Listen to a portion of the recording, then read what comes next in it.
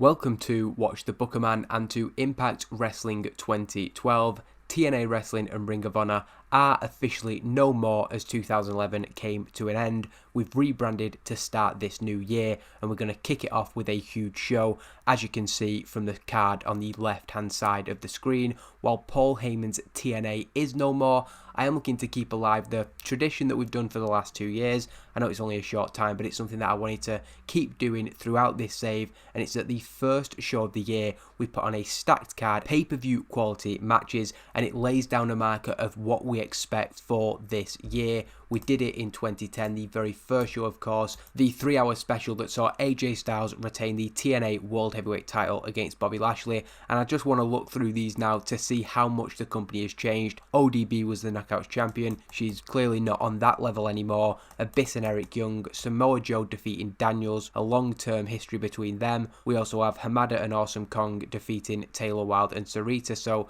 that's quite fitting that 2 years on, it is now Taylor Wilde and Sarita against Awesome Kong and Adja Kong. Not much change there, but a lot has changed throughout the company, and I do think that this shows it. The X Division, almost unrecognisable. So yeah, I just wanted to put across how much the company has changed, but we can see the very first match in Paul Heyman's TNA was very deliberately Kurt Angle versus Desmond Wolfe, a sign of what was to come with the hard-hitting action that has followed. I will also look at last year's first show of the year, which again was a very, very heavily promoted card, ending with Kurt Angle retaining the championship, albeit with a no contest against Bobby Lashley, and that was a huge angle that we did with the New Age. They'd been feuding with AJ, Jeff and Sting, and then we put them on the next level as Tyler Black went into a rivalry with Kurt Angle. Sarah Del Rey defeated Sarita, Jay Lethal with a win over Matt Morgan, the Kings of Wrestling defeating Wrestling's Greatest Tag Team, Hamada and Taylor Wilde defeating the New Age.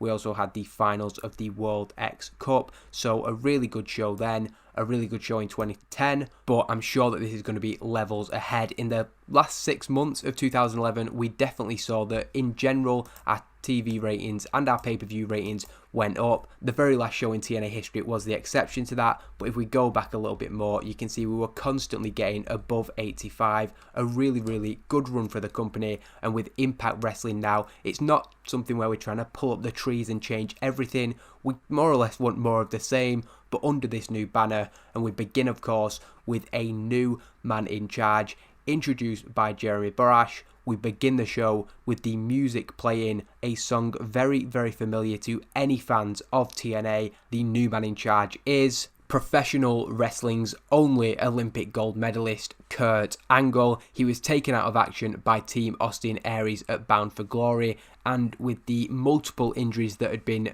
building up with him, we've decided to take him out of the ring, and he says that he doesn't want to take up too much of the time for the show, but he is delighted to be back inside a wrestling ring. He admits that it's been a very difficult few months for him, but he can get into that at a later date. Right now, it's all about this incredible card for the debut of Impact Wrestling, and he runs through it in a way that we had Paul Heyman do previously, trying to hype up the show, and we can see there the angle got the crowd hotter and the show off to a strong start, so very, very good there. All the championships in the company are on the line tonight, and the winners will take home the brand new Impact Championships. All those titles, of course, have current holders, but they've not yet put their hands on those championships, so technically our champions coming into the show could leave the show without ever having their hands on these new championships. Impact Wrestling has many diverse styles amongst its ranks, but the company remains committed to one thing, showcasing all of the best wrestlers in the world. Kurt Angle puts over this roster, and one of the things that this company does better than anywhere else is tag team wrestling. Like he said, he didn't want to take up too much time as we go into the Impact World Tag Team Championships match, and the American Wolves defeat the Briscoes in 15 minutes and 24.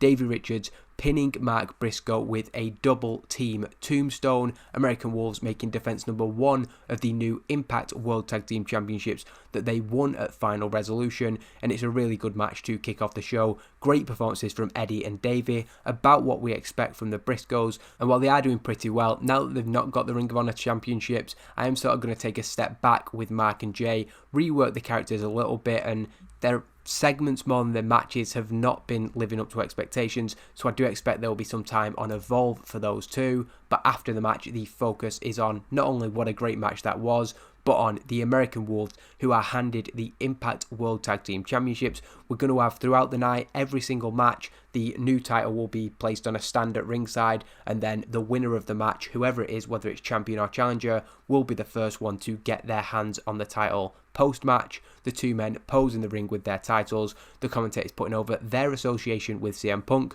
who will be also looking to get his hands on Impact Gold for the first time tonight. Coming into the show as Impact World Champion, Punk will have to unhook the title in a ladder match against Bryan Danielson and Desmond Wolfe in order to get his hands on the championship. He earned the title, of course, by defeating AJ Styles in a Ring of Honor and TNA World Championship unification match at Final Resolution, the final battle. And of course, throughout the night, not just in this angle, we are going to be promoting that huge ladder match main event.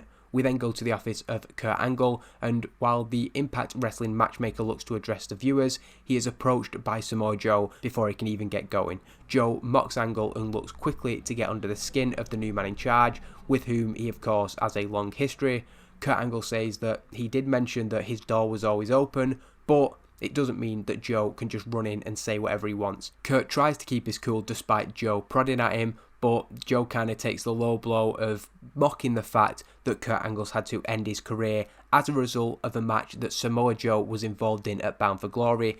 This clearly gets under the skin of Angle, who says that just because he isn't cleared to compete, it doesn't mean that Joe can push him around. Getting in Kurt's face, Joe says that's exactly what he thinks it means. He of course is smelling the weakness in Kurt Angle, who obviously isn't in prime physical condition anymore. Joe nudges his head into Kurt's before leaving with a smirk on his face, and he's just going to push and push as much as he can.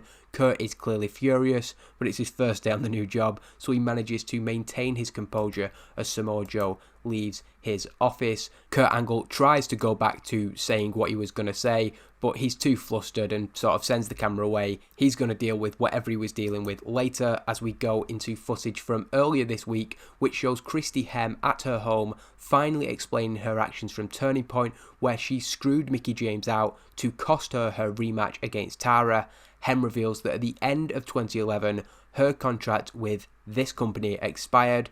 A couple of months before then, she was informed that her contract wouldn't be renewed. She was deemed surplus to requirements. Getting emotional, Christy says that she reached out to her two closest friends in the business, despite them being at loggerheads with each other for the entire year. While Mickie James offered Christy her condolences, Tara offered her a solution. Christy says that she is tired of being sorry for what she did at Turning Point, and she hopes that in the process, Mickie James learned a thing or two about loyalty. Christy Hem may not be employed by Impact Wrestling anymore, but she does now work for Tara, and that means that we have not seen the last of her. We then cut to earlier today, where we see Christy Hem trying to enter the building, but was confronted by Mickie James, who has made it her mission to keep Christy Hem as far away from the ring and getting involved in Tara's matches as she can. She is no longer under contract with Impact Wrestling, and as a result, Hem was escorted from the building by security. If she works for Tara, she's going to have to prove it, but as for tonight, she is not getting in the building as we go into the Impact Knockouts Championship match, and it is a 9-minute 33 match. It's decent. I would have maybe hoped for better, to be fair. I'm not going to complain too much. I do think that these are two of the stronger women in the division, and despite attempts from Tara to take the low road, it is Gail Kim who picks up the victory with an eat defeat. She becomes the Impact Knockouts Champion. She was the first Knockouts Champion of TNA, and now the very first show in Impact Wrestling history, she takes that title from Tara. It's been a long journey for her. Well, not long, but it's been a few months since she came back to the company. She's defeated Sara Del Rey. She's defeated Madison Rayne. She won the #1 contendership match to earn this shot last week. And as she celebrates being the first person to get their hands on the Impact Knockouts Championship, the commentators put over that she is undefeated since her return at Bound for Glory 2011. Maru and Taz putting over what an incredible run she's had since coming back. culminating with her toppling the dominant Tara, the first title change in the history of Impact Wrestling, and the commentators are sure that there are more huge moments just like this in store later tonight. We then go to the back where Sarita and Taylor Wilde are interviewed ahead of their Impact Knockouts Tag Team Championship challenge later tonight. Sarita is in high spirits, saying that watching the first ever Knockouts champion taking back her title is a good omen for them, the first Knockouts Tag Team champions in company history. They face Double Kong tonight, and Taylor Wilde puts over what a huge challenge Adja Kong and Awesome Kong will be, not just metaphorically but quite literally. However, she does admit that it feels great, it feels right to be teaming with Sarita again. As she says this, Hamada hobbles onto the set with a crutch, which makes a little bit of an awkward moment, but Hamada tries to ease this tension, hugging Taylor Wilde and wishing both women luck in tonight's match. She then walks off as SoCal Val sends back to ringside for the Impact X Division Championship match, which sees El Generico defeat a legend of the X Division, a former 4-time champion, and he gives an absolutely exceptional challenge, but El Generico just has too much, hitting the haluva kick to make defense number 1 of the Impact X Division title, and we can see how far the X Division has come since the start of 2010, when it was just throw a bunch of people in there and see what happens. We now, I feel, have a very, very strong division. Tyler Black, El Generico, Kevin Steen and El Generico. I think that recent lineage has brought prestige back to the title and put it on another level, so it's no surprise that we're seeing a match as good as that. A 79 is really, really good. Chris Sabin, you could say, carrying it with a 76, but El Generico holding his own with a 66, and we advance the storyline and gain heat to it. Of course, Steen and Generico now forced to go their separate ways after Final Battle, and we'll see where they go next. El Generico, however, is just there to celebrate as he gets his hands on the Impact X Division Championship. The heart and determination that the champion has shown is put over. He's defeated one of the greatest X Division athletes of all time. There could be no doubt that he deserves to retain his title as we end the first hour of Impact Wrestling and come back to a dejected Chris Sabin still sat in the ring. He was there throughout El Generico's celebration, but of course the focus was on the champion. But in those few minutes of the commercials, he has not left the ring. Coming out from the back, Kevin Steen and Paul London, perhaps seeing somebody down on their luck and feeling they can take advantage, come to the ring, and London offers Chris Sabin a hand, which he refuses to take, despite claiming to be over the X Division last week when he said that he was going to go for the Evolve title or the World title or the tag titles with Paul London. Kevin Steen trash talks Sabin's challenge, and we can see that he's still pining for the X Division champion, shall we say. This, however, sees Chris Sabin return to his feet. He's not going to let these two talk crap to him. Chris Sabin gets in the face of Steen and pushes him, only to be jumped predictably by Paul London. The two men continue laying into Sabin until the Motor City Machine Guns music hits and Alex Shelley makes his return. He helps Sabin clearing the ring, returning for the first time since aggravating a pre-existing injury that he had going into Bound for Glory. The Motor City Machine Guns looking as good as ever as they use their quick offense to get rid of Kevin Steen and Paul London. It's something that I've thought of retrospectively, but squandered a bit of momentum that I'd built with the Motor City Machine Guns. They did so well in the Bound for Glory Tag Team Series. Then, because of where I wanted storyline to go beyond Bound for Glory, we had them lose, which is fine. I then took Alex Shelley off screen for a bit because I thought with them having such a big loss, it might be good to take a couple of months. But I think that with how well they were doing, we did really just need to pivot them into a different storyline away from the titles rather than taking them out of the picture completely. So something that I think in retrospect I shouldn't have booked, but the Motor City Machine Guns are back now, and that's what's most important. They're going to be a huge part of Impact Wrestling going forward. We then get a promo from Tyler Black and the Kings of Wrestling, who are shown outside of the arena. It's dark and they are illuminated only by a burning trash can. This is a callback to a vignette I had them do very, very early in their TNA run, and Tyler Black speaks, reminding viewers that they are directly responsible for the existence of Impact Wrestling. It was their words that awoke this business from a slumber. It was their actions that sparked this industry to change. The ripples that they formed turned into a revolution. 15 months ago, they vowed that TNA would one day stand only for the new age. Along with everything else that they said, that was proved right. But that doesn't mean that their job is done. In fact, Black says, far from it. Chris Hero adds that Impact Wrestling is their playground, Impact Wrestling is their platform. They are the three most talented wrestlers on the planet, regardless of what anybody else on this roster will try and have you believe. Their job now is to prove that every single week. Claudio adds that the New Age Originals arrive on Impact Wrestling next week against Frankie Kazarian and Beer Money. Claudio calling them the New Age Originals is the first sort of usage of that on TV. I've kind of referenced it a few times with the New Age of Honor and then distinguishing them with the New Age Originals, but we're saying that this is the first time it's come out of any of their mouths, and we really want these three to be a big part of this Impact Wrestling run. Chris Hero, again, with a little bit of a swipe. You could say that he's throwing shade at any number of people there when he said about them being the three best in the world, and anybody else who tries to say that is lying. Some might say they're even having a go at a guy who's been their leader, CM Punk. That's, of course, something for another time, but just making sure that these three guys had some presence on tonight's show, and they will be in next week's main event, as I want to make it as clear as possible that these three men are a huge part of what we're going to do in 2012. We then go into the Knockouts Tag Team Championships match, Double Kong versus Sarita and Taylor Wilde, and during the match, Sarita gets knocked off the apron and seems to hurt her ankle, not dissimilar to what happened to Hamada at Final Resolution, and as Double Kong maintain their control, Taylor Wilde in a very, very bad position. Hamada hobbles down with her crutch and attempts to help Sarita back to her feet. Eventually, Sarita can get back up. However, Hamada hits her with the crutch in the back.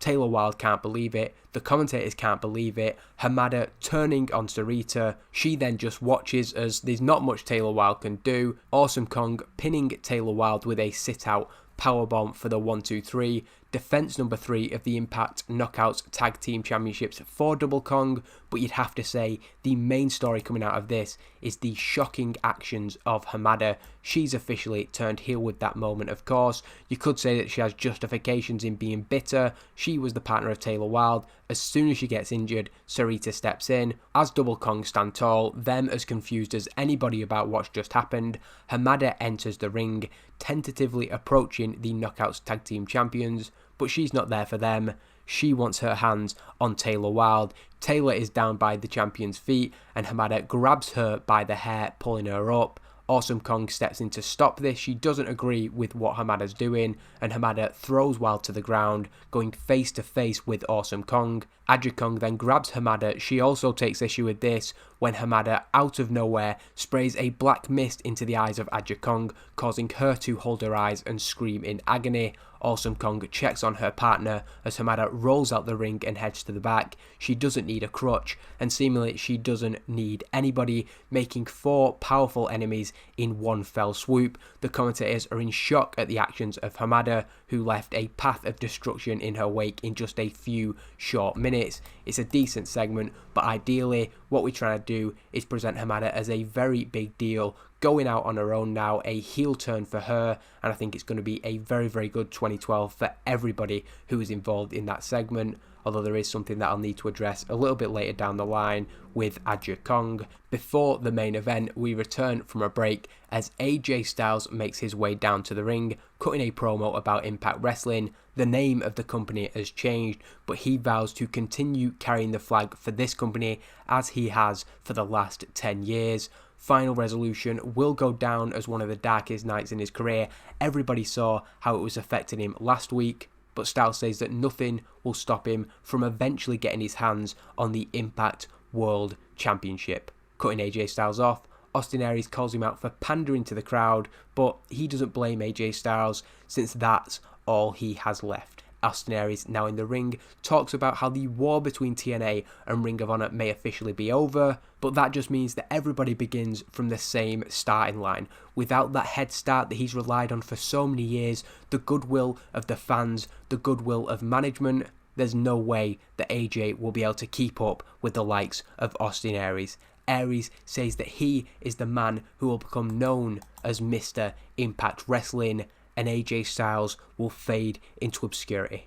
AJ doesn't really take this seriously, and there's a pretty easy way to sort all this out. He doesn't want to go back and forth with Austin Aries. He wants to fight him in the ring next week. How about it? both men making their Impact Wrestling debuts, and Austin Aries happily accepts this challenge in a really good segment that gains heat to the storyline associated with it. AJ doing well off script, we get the crowd hotter, a really strongly rated introduction for both men, and a huge match set up for next week. We then get another promo just before the main event, and it is D'Angelo Dinero talking about his upcoming Evolve Wrestling Championship match on Evolve Wrestling following Impact. The Pope will challenge Jay Lethal for his title, vowing that he's got a plan in mind for every single trick that Jay Lethal has up his sleeve. Dinero makes it very clear that at the end of tonight, he's leaving with the Evolve Wrestling Championship, and we'll see later whether that is a prediction or indeed a spoiler. We then go into the main event, which gets a 99 rating, the best match in the history of the company, albeit I'm talking about TNA as well, not just Impact Wrestling. An exceptional match. CM Punk with a 91, Bryan Danielson with a 93, Desmond Wolfe with an 89. These three men proving that they deserve these top level spots. Apparently a lack of psychology on display, but it got a 99, so that's really a minor complaint. We get the crowd buzzing, of course. Punk benefiting from having a hot new move and getting better at his gimmick, so all good notes apart from that psychology one, and the match goes 20 minutes with CM Punk being taken out by Bryan Danielson and Desmond Wolfe a few minutes before the finish. A double team move by them through a table at ringside takes him out of contention, and the idea there is that it is Bryan Danielson and Desmond Wolfe battling it out to become the Impact World Champion. We're writing CM Punk off here, and as the two men climb up the ladder, going back and forth, it looks to be a matter of moments before either man knocks the other one off and gets a free run at unhooking the title.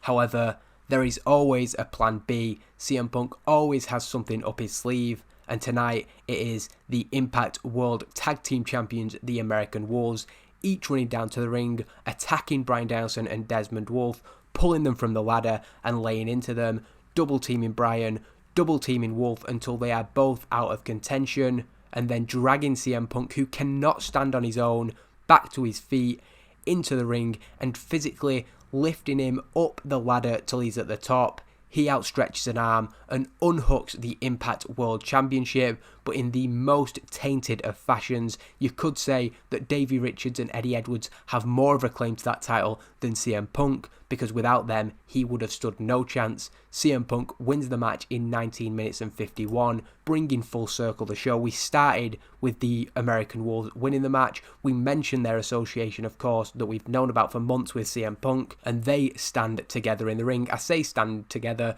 CM Punk still cannot support his own weight, barely having an idea where he is, but what he does know is that he has the Impact World Championship in his hands, thanks entirely to the American Wolves, who bring him back to the canvas. With an arm around each of them, CM Punk is propped up by the Impact World Tag Team Champions as the commentators put over the disgusting tactics used to secure this victory. This was going to be an all-time classic match, got a 99, so it still is, but one of those two men, Bryan or Desmond, were certain to become the Impact World Champion. What a great moment either of those two men winning would have been for the first episode of Impact Wrestling, but Davey Richards and Eddie Edwards ensured that that was not to be the case. While we end the show with these three men in the ring, Impact closes with a shot from the rafters, where the icon Sting is quite clearly taking an interest in the Impact World Championship, or more specifically in the Impact World Champion. There was that segment, the last segment in TNA history,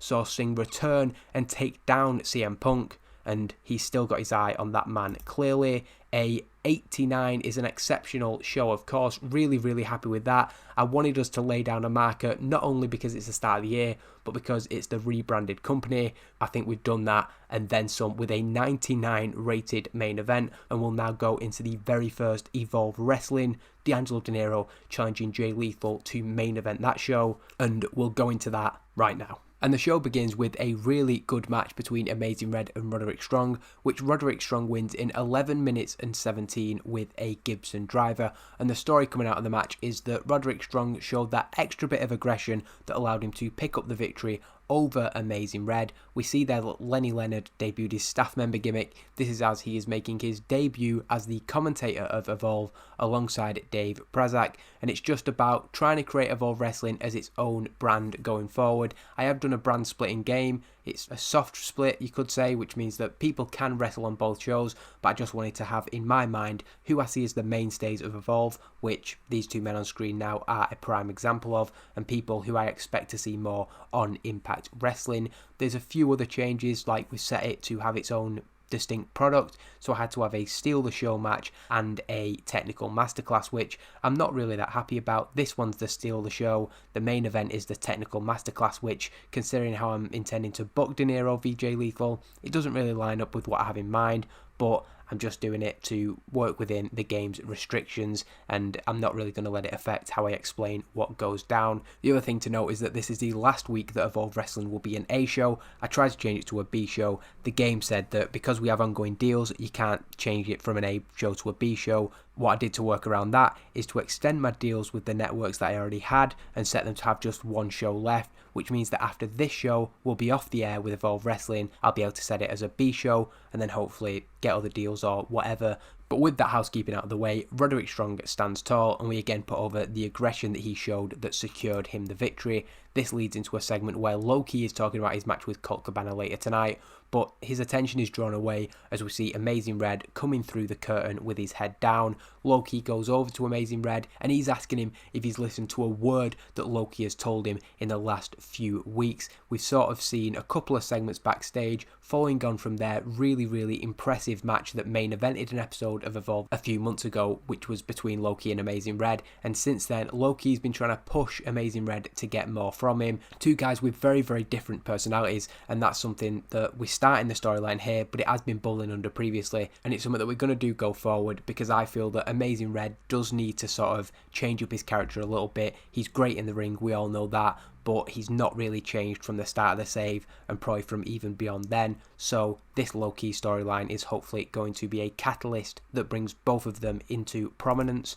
We then get a match between Sara Del Rey and Daisy Hayes. It's a decent match, which Del Rey wins in 5 minutes and 52 with a cross arm breaker, making Daisy Hayes tap out. During the match, Mischief tried to get involved to screw Sara Del Rey out of the match. Daisy Hayes had helped Mischief to defeat Alyssa Flash last week, so returning the favour for her partner.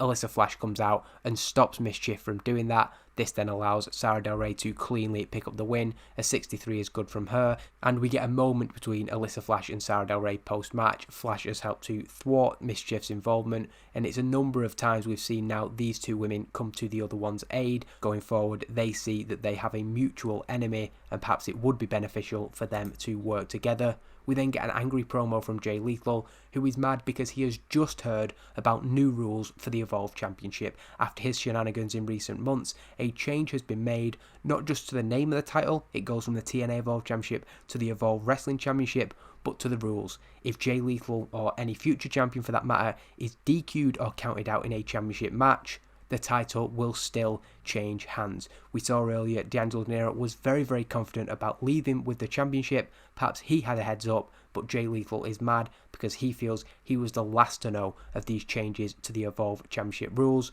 closing up some of those loopholes that he has taken advantage of time and time again. But knowing Jay Lethal, he may well have something else up his sleeve. Colt Cabana is then defeated in 6 minutes 50 decisively by Low-Key, who shows that aggression that he wants Amazing Red to have, that we saw Roderick Strong display earlier. A really good performance from Low-Key, showing just how good he is, although far too short. So with us changing the product of Evolve Wrestling, we will be getting penalties for short matches, which isn't ideal. It is what it is. A 65 is an okay rating still, so it's not too much of a issue, but Low-Key stands tall, and he's staring down the camera with that intensity that we see from him. Has his message been sent to Amazing Red? We'll find out as this one develops. We then get a pre-recorded promo. Team Canada are delighted to be home for the new year. Where else would they want to spend the holiday season than in Canada? And then they turn it to mocking Sonjay Dutt. Scott D'Amore promised Sonjay Dutt that Eric Young would be at the show this week, and he isn't. They all laugh about outsmarting them, mocking Sonjay Dutt and his injured friend Consequences Creed. Eric Young does warn, however, that he will be back, and it's going to be when Sonjay Dutt least expects it. we then go into the Evolve Wrestling Championship match, and it is a really good rating overall, good wrestling and great heat. Very, very happy with that, and it's hopefully a feel-good moment as D'Angelo Dinero defeats Jay Lethal with a DDE to become the third Evolve Wrestling Champion. During the match, Jay Lethal's only other avenue of cheating was Maria, but Rosita came out and took her out. A fight on the outside between them two meant that it was just between Jay Lethal and D'Angelo Dinero. Lethal tried a low blow, Dinero blocked it, took control of the match in a DDE, as I said, wins him the championship, and with the return journey that he's had, coming back for Bound for Glory, and now starting 2012, the new era of the company with Evolve Wrestling, with Impact Wrestling. D'Angelo Dinero has championship gold, a fairy tale end to the night from him, and hopefully a really, really good moment to end Evolve. A 73 is a solid episode of this show, of course. It's never going to match the levels of Impact Wrestling, and going forward, that's not something we're going to have to worry about too much. Nonetheless, I'm very, very happy with how this first week under the new banner has gone, and it just sets us up with that momentum that we needed to go forward and to continue to grow this company. I have my sights set on us going from medium to big by the time that Slammiversary comes around, but the pay-per-view that we're looking to now is Impact Wrestling Genesis, and oh, that reminds me, I was going to mention this actually. Nigel McGuinness is being courted by All Japan Pro Wrestling, WWE and Noah, so big competition for his signature. I have put in an offer that previously it said he was going to accept. Of course, I will now have to look into what these other companies are offering and whether we'll be able to keep him. Fingers crossed, because as you've seen in the last probably 6 months, we've got big plans for him, the first Evolve champion, and now main event in the first Impact Wrestling. It'd be a huge blow to lose him. His opinion is that Eddie Edwards is turning into a good worker. In storyline, he of course hates the guy, but it's good to see that. I always like when guys are giving each other some positive feedback. The other thing is that Aja Kong getting misted in the face was to write her out. Now, it may sound weird that she's still got the championship and she's leaving the company, but this is kind of due to an unforeseen circumstance. She's a freelance wrestler, which I had no idea of, so she is not willing to negotiate for an extended contract. I have got a plan going forward, and it might seem weird that I had them retain the titles just before she left, but the storyline I've got with Hamada, Taylor Wilde and Sarita, it's not something I was willing to throw away, and I think what I've got planned will be okay going forward, or it's not ideal, but it's a workaround, and it's something that basically I had no choice because I thought that Aja Kong would be willing to stay. Nonetheless, despite those couple of question marks over the Knockouts Tag Team titles and over Desmond Wolfe's future, which of course is a big one, we are happy with the first week that's gone on, and hopefully everybody has enjoyed the show. Thank you for watching. Hopefully you'll want to join me next week, because we've got AJ Styles versus Austin Aries, we've got the New Age versus Kazarian and Beer Money, and plenty more in store. I think it's going to be another great episode, and we just want to keep building now. Our best match ever on episode 1, so it's going to be a hard act to follow, but those are the standards that we want to set for Impact Wrestling as we continue to build the promotion. Cheers, I'll see you next time.